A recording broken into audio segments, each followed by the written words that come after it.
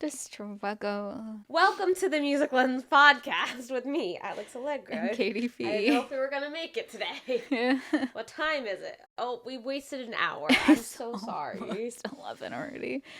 Yeah, I was up till like 2:30 last night and had to get up to come here, and we were supposed to start at 10 a.m. So it's okay. I slept until 9:30. It was early. So I got out of bed at like 8:44, and I was like, I snoozed a little more than I thought I did. I didn't realize I hit it that many times.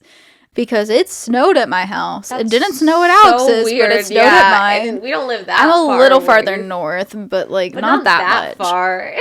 Yeah, I don't know. The weather's been crazy. Last night we had really bad storms and like flash flood warnings to the point of, I don't know if you got like an actual emergency alert in the way that they typically do for tornado warnings, where they push it out, or like Amber Alerts where they push it out. Yeah. And it was like flash flood warning. I'm like, I'm on a hill. I'm fine. But I feel like this alert makes me feel like I need to like double check. I'm like, no, you're on a hill. You're fine.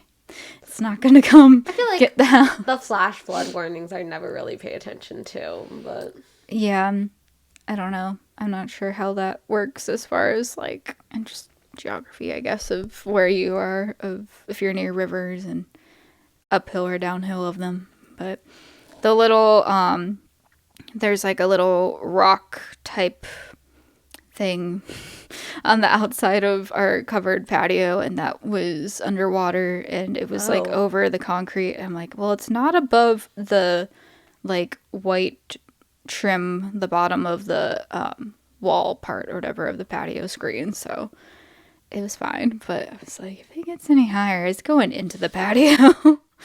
So just, we're not building a pool, but we're getting one naturally with this rain. Oh, I was like, you never told me you were getting a pool. No, we are not. It's just the rain is a lot. And then it's supposed to like actually snow sometime this week. Yeah, Tuesday and Wednesday. The weather's annoying. It needs to just kind of decide to be spring. I don't want to say make up its mind, because what if it makes up its mind and it's like winter? No, go to spring, please. Tired of this, Grandpa. But if it goes to spring too fast, then we're gonna have an extra hot summer, I feel like. It can stay spring long. I don't think it ever stays spring long. No, it doesn't, unfortunately. And spring is also where all the rain comes from. Yeah. Have you heard of Alex Warren at all? Yes, you have. Okay. Have you had that stuff on your TikTok too? No. Okay.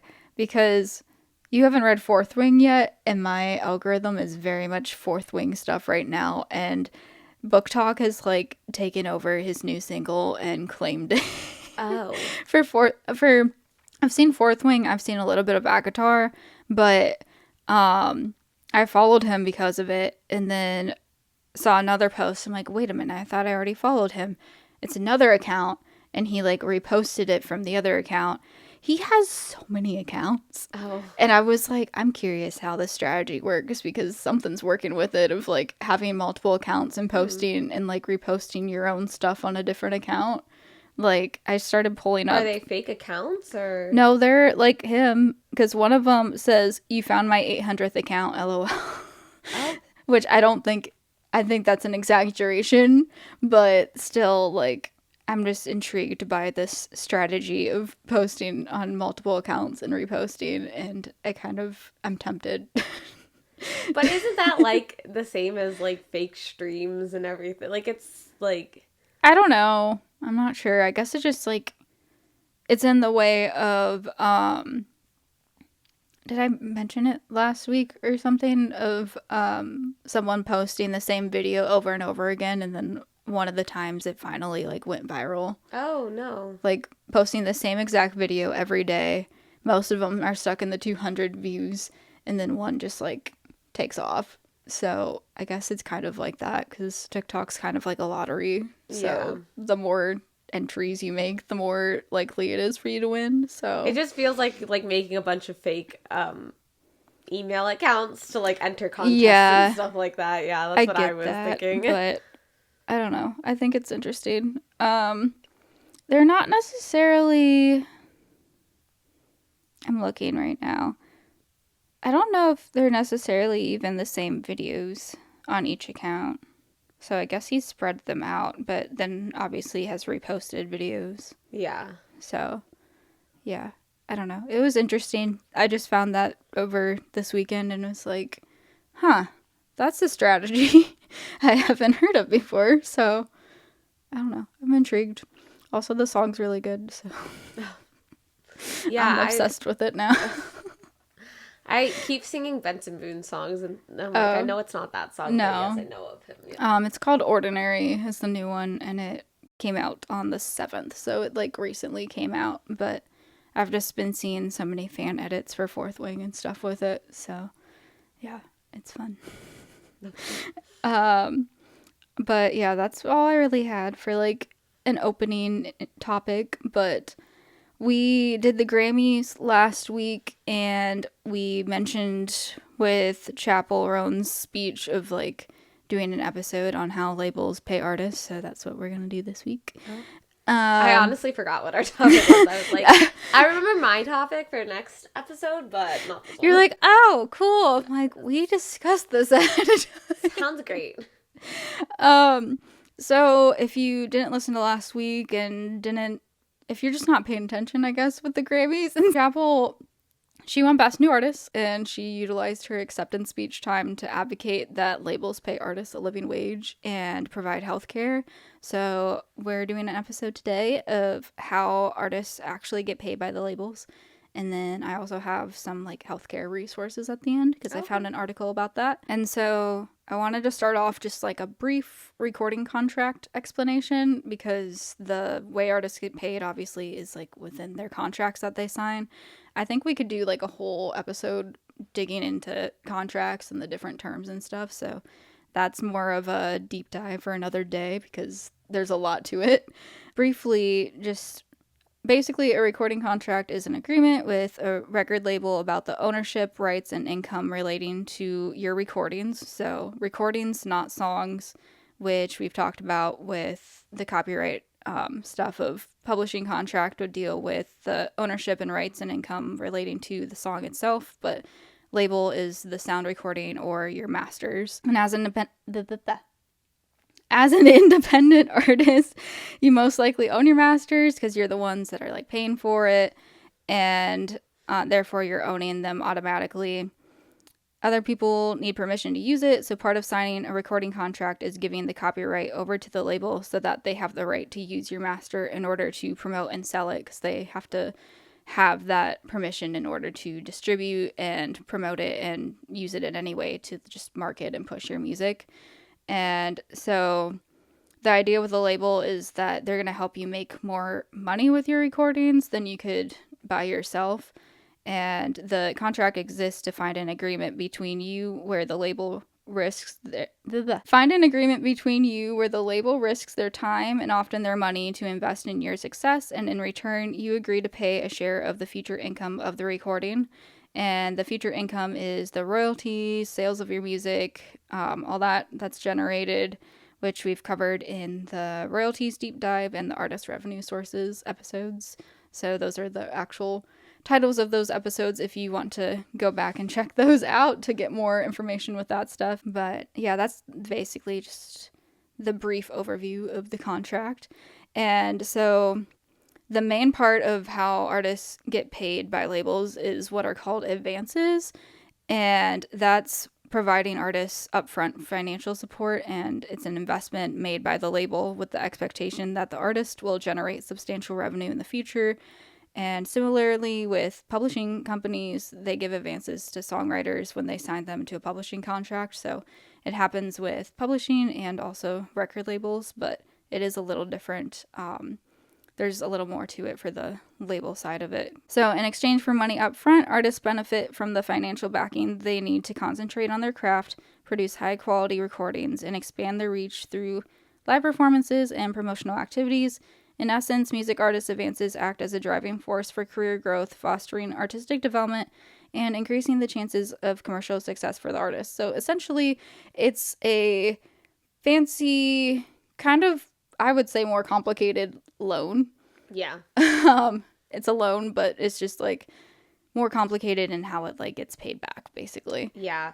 It's why a lot of young artists get so excited because they get this huge paycheck at the beginning of like their year essentially, and they're like, "Oh my gosh, I can buy a Lamborghini and a big house and all this stuff," but then they don't set aside the funds that Right. push their career forward, such as like touring and um, making songs. And then if those songs don't pay them back that money that's how they lose all that stuff really Right. fast That's then why, too. like, the advance is not meant to have you go out and buy a fancy car or anything. Yeah. It's meant for a purpose, and you should be using it for living expenses. And then, like you said, with like, it can go towards recording, production, touring, promotion. Well, it should, because if you don't do any of that stuff and you just bought a house with your money and that was all Right. you did for the whole year, you're in violation of your contract most likely, because I'm sure in Because there you're you have not to have fulfilling the amount of other things. fulfillments per year, like a record per like X amount of years and all this stuff.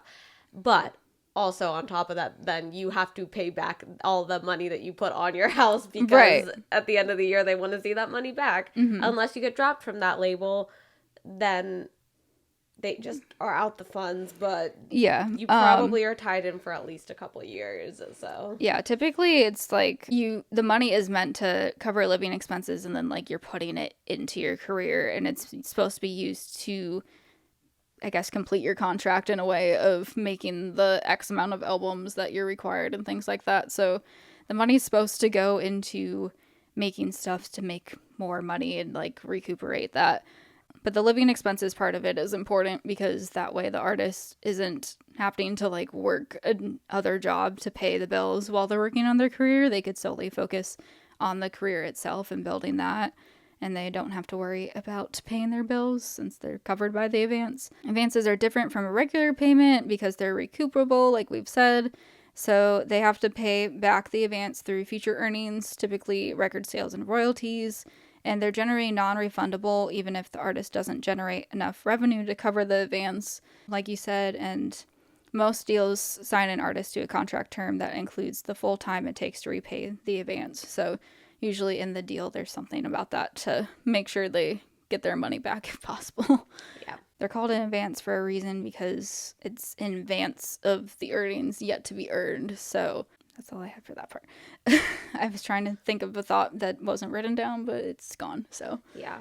But I mean, that's why Chappell made it such a big deal about the living expenses part of that, because like, yes, you do get money, but if you're irresponsible, it's kind of on you. But like, it's a matter of you get a set amount, and depending on, I know certain artists like Miley Cyrus was saying that her Bangers tour, she wanted to do all this stuff and the label wouldn't give her more money or like back her up in any other ways, and so she lost money on that tour. yeah, So like, if you're, I mean, you have to be in a position to know to do that and stuff, but like some artists go on tour and stuff, and it's really more of an investment in their career than it is an investment in the money that they're getting back for that, and they could be left broker than they were before because of they having to pay back everything and being able to live. And so like, part of that money is getting spent because you need to live in an apartment or a house or just like have accommodations, but that money isn't going back towards what is recuperating. So like, if you have like an off year or whatever, like you still it just doesn't always balance out. And even the stuff that you go to put towards recouping it, sometimes it just doesn't pay back in that same way. So there's different types of advances for the label contract. With publishing contract, I feel like it's mainly just like the signing advance is the first one. But then also they might also like cover costs of demo creation. But other than that, there's more of them for the label. So there's the signing one, which is the one we all think of, meant to cover initial expenses and provides financial stability. And then there's album completion advances. So once an album is completed or a specific milestone is met, then that helps to cover the cost of finalizing the album. Tour support advances cover costs of touring, promotional advances allocated to artists for marketing and promotional purposes. So there's more than just like the one that we think of like once you sign, you get money. Like there's additional advances that can come at different points within the career as well. And there's many factors affecting the advance amount. So the artist's current popularity, past sales performance, projected revenue, market conditions, competition and label interest. So if there's multiple labels that are interested in an artist, that can help like drive up the amount that they get with the advance, because they're going to compete to try and win you over and sign you. So you might get more from that, from the leverage from that. Contract terms and commitments, specific terms such as number of albums or years an artist is expected to commit to can influence the advance amount. So obviously, if your contract has you on for more albums or longer term, then you're going to have more money from that as well. And the standard that we were taught was it's a 3 plus a 2 year opt-in, opt-out situation. Yeah, usually there's like options to extend the contract, which we can get into for a contract episode, but yeah, there's more to that. But and then the last one for factors is just negotiation skills of the artist's reps. So you want to make sure that you have someone that is like, whether it's a lawyer or a manager, like someone who can really negotiate and fight for you to get the best deal possible for you. So that might help with driving up how much you get as advances. So the recoupment process, it involves two components typically, and that's the deductions from royalties, which they're recouped through artist royalties, other income sources, and the labels deduct a portion of earnings to repay the advance. That can be a percentage of royalties allocated to recoupment, and terms of repayment are outlined in the contract. So I think you mentioned earlier of like, oh, you don't get any money until it's recouped. But if the terms of the contract say otherwise, it could be like, oh, a percentage goes to paying this back, but you get like a small percentage still of the royalties. So you're still getting something in addition to the advance before it's paid back. The process continues until advance is fully repaid, after which the artist will begin receiving their share of royalties according to agreed upon terms. And this only applies to the artist's share of royalties, not the entire amount, so the labels are still receiving their portion of royalties even during the recoupment process. And then the second component is the concept of collateralization. There's a lot of L's, which is common practice in the industry, and it has significant implications for the recoupment process. So under cross-collateralization, the label can recover the cost from one project or income source to offset losses from another. So if an artist has multiple projects or income streams under the same contract, they can apply earnings from one to recoup the advance of another project, even if that particular project has not generated sufficient revenue to repay the advance. If they receive advances for 2 albums and one album performs exceptionally well while the other does not, the label can use royalties from the successful album to recoup advances for both albums. And this process continues until the total advance amount for all projects is fully repaid. So that's, I think, about like debut albums don't necessarily always do the best because it's like no one knows who you are yet and stuff. So I would imagine like if you start to take off with like a second album, then the second album's royalties and income will help you pay back the advance for the debut album as well. Cross-collateralization can impact an artist's overall earnings, as it may take longer to recoup advances if one project or income source underperforms. Therefore, it's crucial for artists and their reps to be aware of the implications of cross-collateralization when negotiating contracts and to carefully consider how different projects and income sources may affect the recoupment process. So that's the thing with it too, though, is if they are trying to recoup for each advance with a different project and stuff, then it's going to take longer for you to fulfill that and start getting paid your full percentage.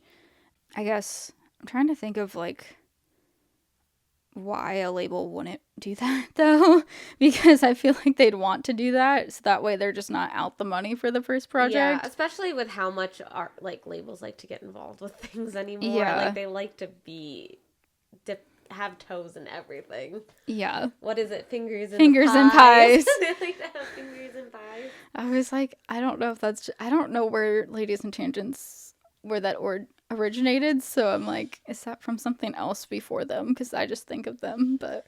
Can I say a random thought? Okay. This has nothing to do with this episode. My ADHD brain just was like, you know what's so cool about us doing this podcast? Sure. This is so dumb. I'm so sorry. Is that Information break. we're like iCarly.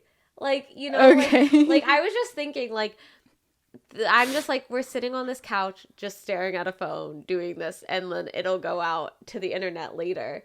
And, like, I always thought it would, like, be cool to do some kind of web show or something. And here we are doing it, like, iCarly. Okay. I'm so sorry. This was just the most random thing in my head. Okay. Did you watch the, whatever you call it, reboot or whatever? No. I haven't. 'Cause isn't it Paramount Plus? Yeah. I don't never have had it that. for the longest So time, yeah. I want to get it at some point for watching the Criminal Minds I think stuff, they also but- have SpongeBob. Okay. And that's the Kate's like, I do not care. that's the streaming service that the Grammys were on if I didn't watch on a sketchy website. So I don't know. I don't need another subscription right now, but I would like to get it at some point for Criminal Minds at least. So Yeah. because I love that show and I haven't seen any of the new stuff. Okay. I'm so sorry. I didn't really know how to, like, seamlessly tie that into anything today, so. Yeah.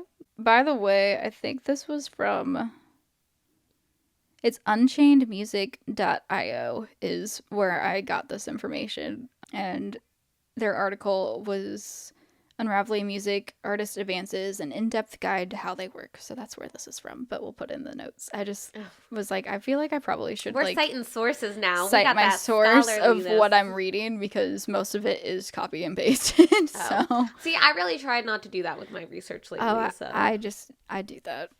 So implications for the artist's finances. Back into it. Advances can indeed offer valuable financial support to artists, enabling them to focus on their craft and pursue their careers. However, it's crucial for artists to understand implications of recoupment on their financial well-being and to plan accordingly to ensure long-term stability. So they should consider the impact on future earnings because as advances are recouped, it's essential for artists to recognize their earnings will maybe reduce during the recoupment period, and until it's fully repaid, then their share of the royalties are going to be significantly lower than anticipated, or they could be. So this can impact their ability to cover living expenses, invest in new projects, or fund ongoing promotional activities. And so therefore budgeting and financial planning as well as long-term financial goals are important to think about, so that way you're kind of planning out your finances with the amount that you're given with the advance to make sure that you're going to be covered for a decent amount of time while you're waiting to get to the point of having a steady stream of income through those royalties once you get recouped. Well, because it's not like a typical job where, like, it seems like you think that the label is the one paying the artist, and yes they are, but everything is really coming out of the artist's pocket is how you have to think about it. Right. Like, everything is coming straight out of your pocket essentially, including the recoupment. So, like, you pay for everything kind of doubly, so you just have to keep that in mind of what you're doing. And that's why a lot of, like I said, young artists, especially like naive young artists that like get these big advances and then they think they can go crazy and do all this stuff. Yeah, I just think it's an educational thing of they need to, like, young artists aren't aware of how the industry works when they first get into it, which makes sense unless you are like us and like are go to college for something. Like, you're not gonna understand contracts. You're just gonna be like, oh cool, I get label support, I get to live my dreams, but not thinking about the business side of it and the financial side of it and how that's gonna affect things. So I also have contract negotiation as the next thing of, it's important to think of that for having carefully negotiating the terms of the advances and recoupments. I put that together as one word to minimize these potential financial risks. And so that's like negotiating a more favorable royalty rate, limiting cross collateralization, or securing additional income sources such as merchandise sales or performance fees that are not subject to recoupment. So, thinking of things like that isn't necessarily stuff that, like, say, a 16-year-old artist is going to think about when they're signing their first contract. And I think there should be some sort of way for them to learn that before they're signing it, or their reps should be better talking them through stuff so Well, that it's just way the main they can point understand it. of everything, and everything we've ever been taught was the best way you get anything in this industry is just to have a good lawyer. Yeah. But you have to have money for said good lawyer, and that's where Yes. the money also comes into play at the end of the day. There's that too. And why some people, are more well off in the beginning of things. And or marry a lawyer. There's that too. Okay. I'm not married though. It's like, no. Date a lawyer.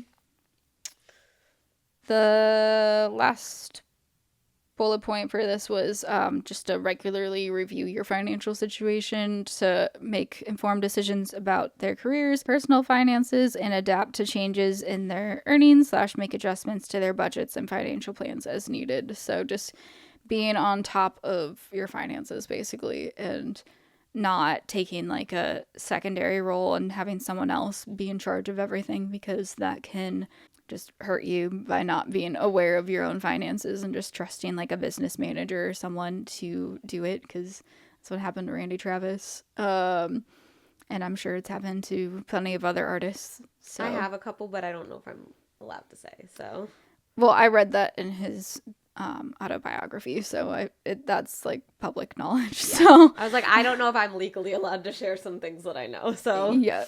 So when we were at Belmont, I remember Emily Weisband coming to speak at a convocation, and she was talking about her publishing deal advance and how she like purposely only asked for them to cover the living expenses and just like the bare minimum, and she kept a job at Taco Mamacita, which is no longer there.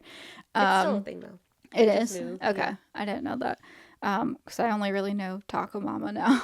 But she kept a job still to earn extra spending money, so that way she wouldn't have to recoup as much. So she thought about that, and I think it's probably because she went to Belmont and had classes that taught her about recoupments and advances, so that way she made an informed decision about that. So don't go buy a fancy car. Like, you can make, like we've said, like, just make sure that you have your basics covered, but don't get more than you need necessarily. Yeah, basically there's pros and cons, so it's just kind of like what you think would be best if you are in a situation for contracts of, I know you can't necessarily dictate the amount necessarily all the time. It just depends on your leverage and your lawyer and everything, but it's just things to keep in mind of if you want to have a bigger one to put more money in, or if you want to kind of do what Emily did and just kind of have the bare minimum so you can recoup faster and then just get to earning royalties after you recoup faster. But I tried to research more specific, like current state of the industry info for advances, and I didn't really find anything. Because I've just like heard through conversations and stuff that they don't necessarily do advances the way they used to. Yeah. But I couldn't find anything, so I don't know if that's like just not something they're sharing with the public of like, oh, we don't do that much anymore or what. And if that's why it got to the point where Chappell felt they needed to be called out, like, hey, you still need to be paying artists a decent amount, like a livable wage, so that way they can help you make money, because they need something to start with and be able to live in order to actually function enough to be creative. But I feel like just a lot of it seems to have to do with how well your representative is negotiating.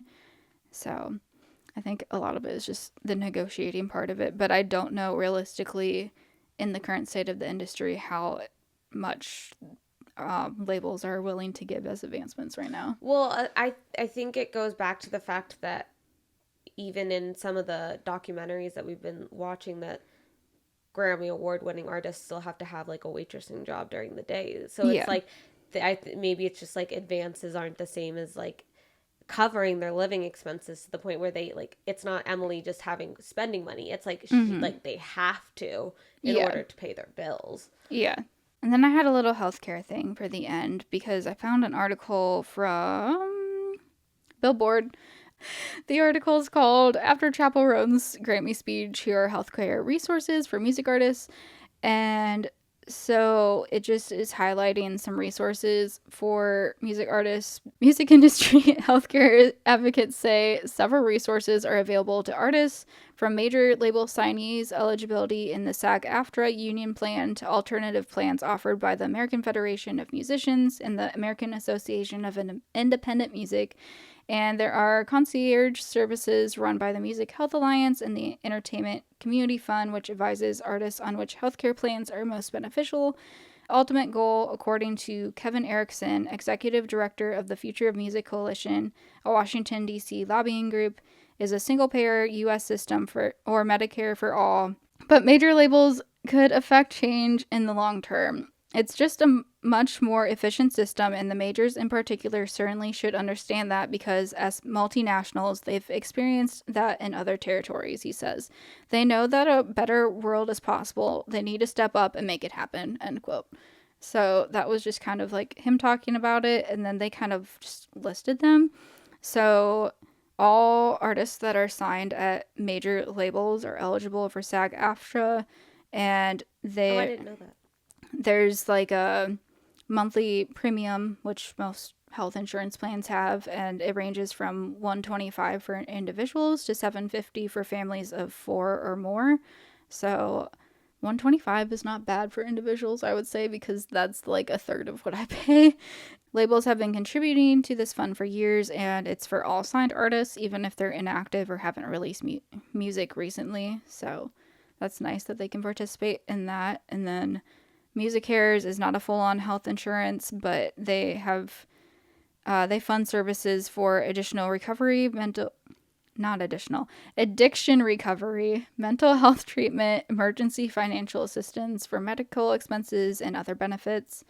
And then I just listed the rest of them of Music Health Alliance, the American Federation of Musicians, American Association of Independent Musicians, and Entertainment Community Fund. So there's a lot of resources out there for healthcare. I just don't think they're well known. That's stuff that's not even talked about at Belmont. Like, right. I didn't even know that being a signed artist made you eligible for SAG-AFTRA. I thought, like, I know that there are other, like, musician unions out there for, like, if you're just a demo singer or stuff like that, then you can be in one, but I didn't know that made you eligible for that, so that's really good. Well, because it stands for Screen Actors Guild, American Federation of Television and Radio Artists.